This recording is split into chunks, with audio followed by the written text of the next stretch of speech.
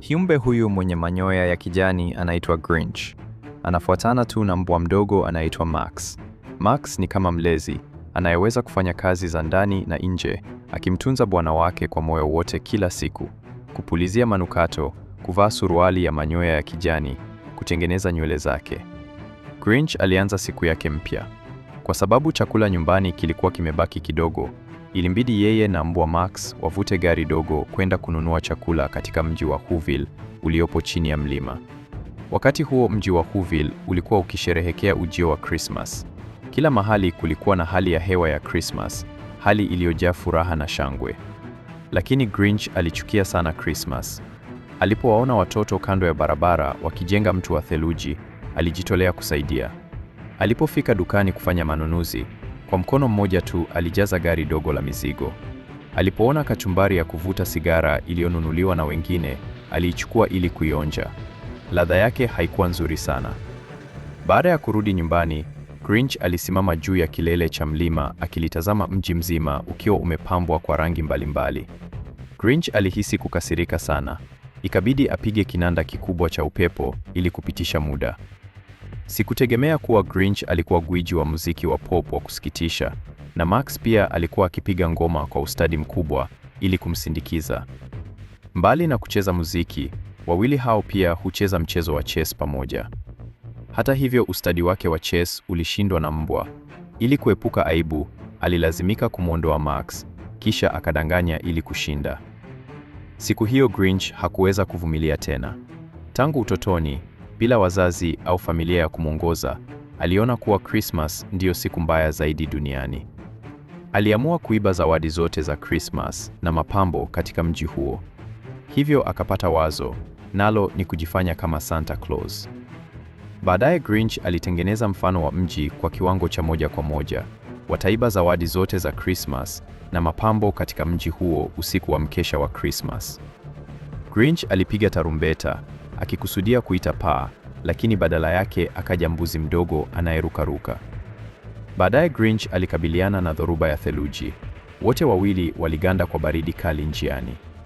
Hatimaye wakafika katika bonde la paa, ambapo waligundua mamia ya paa.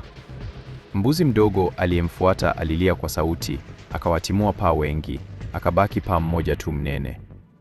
Ili kumkamata paa huyo, Grinch alimnyemelea kwa siri kutoka nyuma, lakini kwa sababu paa alikuwa mnene sana, kamba haikuweza kumfunga kabisa. Wakati huo paa aligundua nyasi ndogo ya kijani. Grinch alipiga kelele kwa sababu ya maumivu.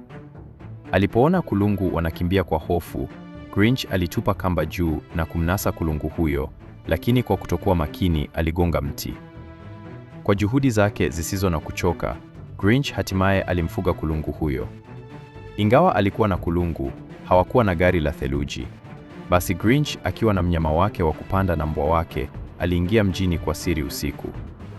Lakini kelele zilizotolewa na wasaidizi wake wawili zilikuwa kubwa sana.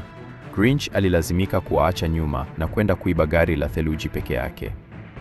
Sikutarajia kukutana na mbwa mkali mara tu nilipofika chini ya nyumba ya mwenye nyumba.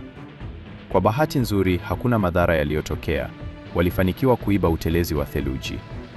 Baada ya kurudi pangoni, viumbe vitatu tofauti viliishi pamoja kwa furaha sana.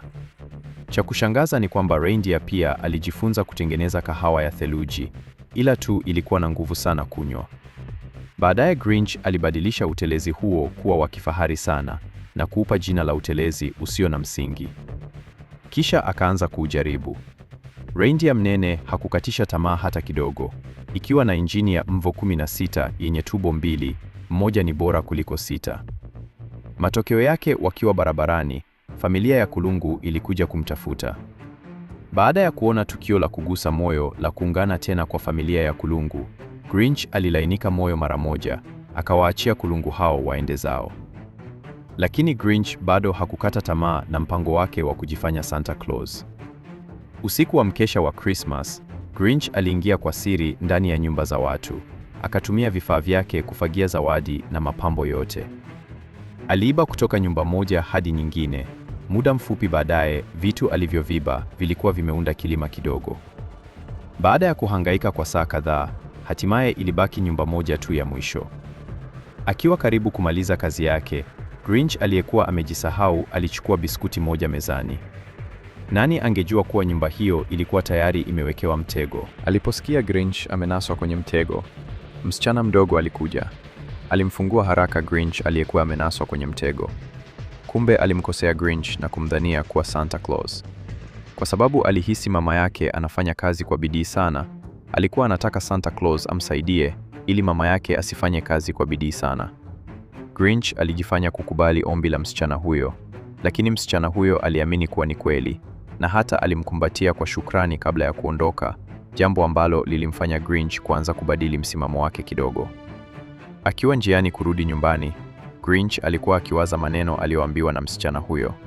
Siku iliyofuata, wakazi wa mji walipoamka, aligundua kuwa zawadi zote na mapambo yameibwa.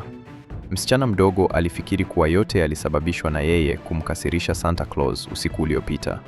Lakini mama yake mwema alimfariji. Krismasi haiwezi kuibwa na mtu yeyote, bali iko ndani ya mioyo ya watu. Wakazi wote wa mji walikusanyika pamoja na kuimba nyimbo za Krismasi. Sauti ya uimbaji ilimfikia Grinch, ambaye alikuwa akirudi nyumbani na nyara zake. Ikiwa kila mtu anaweza kuwa na furaha, kwa nini yeye asiwe na furaha? Grinch alifumba macho yake, akisikiliza nyimbo nzuri za Krismasi. Akagundua kuwa kwa kweli alihisi furaha. Hivyo Grinch alirudisha vitu alivyokuwa ameiba mjini. Grinch aliomba msamaha kwa wakazi wa mji kwa makosa yake. Muda mfupi baada ya kurudi nyumbani, kengele ya mlango ililia ghafla. Ni msichana mdogo aliyemwalika Grinch nyumbani kwao kwa ajili ya Krismasi.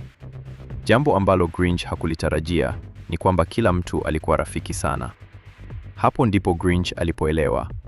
Kumbe kitu alichokuwa akikichukia wakati wote si Krismasi, bali ni kuwa peke yake. Natumai kila mtu anaweza kuwa na Krismasi yenye watu wa kumsindikiza,